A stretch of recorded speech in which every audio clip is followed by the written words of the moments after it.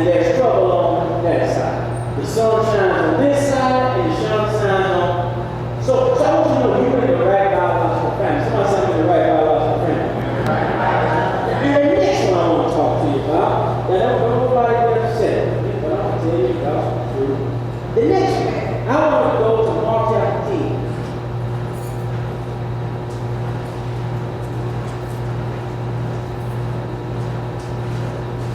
I have to make this a little short time to move.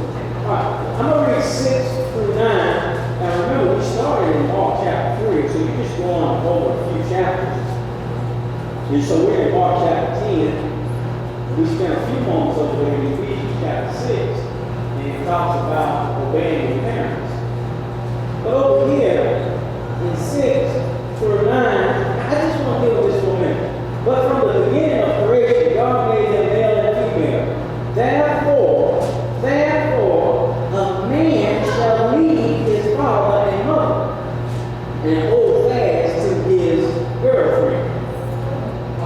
Well, sorry, different Bibles and different things. And so, hold fast to what you say about that? Okay, I just didn't know. And the two shall become two.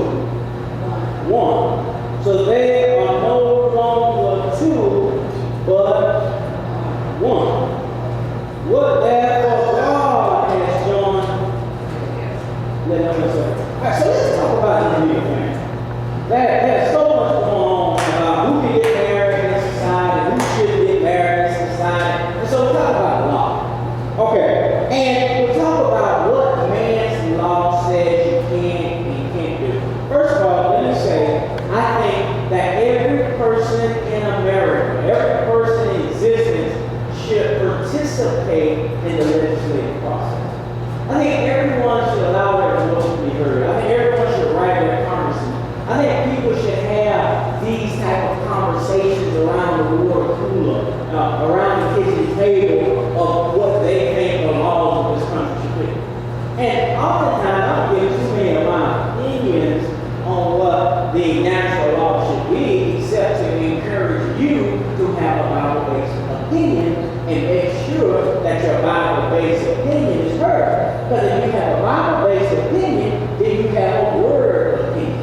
And if you have a word opinion, then when that opinion goes forth, the word of God is going forth. And when the word of God is going forth, it increases faith in the earth. And when faith is increased in the earth, then goodness increases in the earth. You know how that goes. The story continues around. But I want you to understand that there's man's law and there's God's law.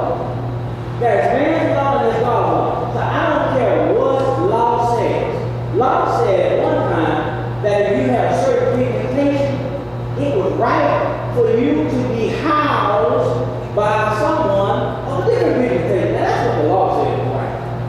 And so sometimes we get so consumed with what the law says, and the law might change every 20 years. There's flip-flop on it. That's kind of what that law will do, that natural law will do, because it really speaks to where society is at a particular point in time.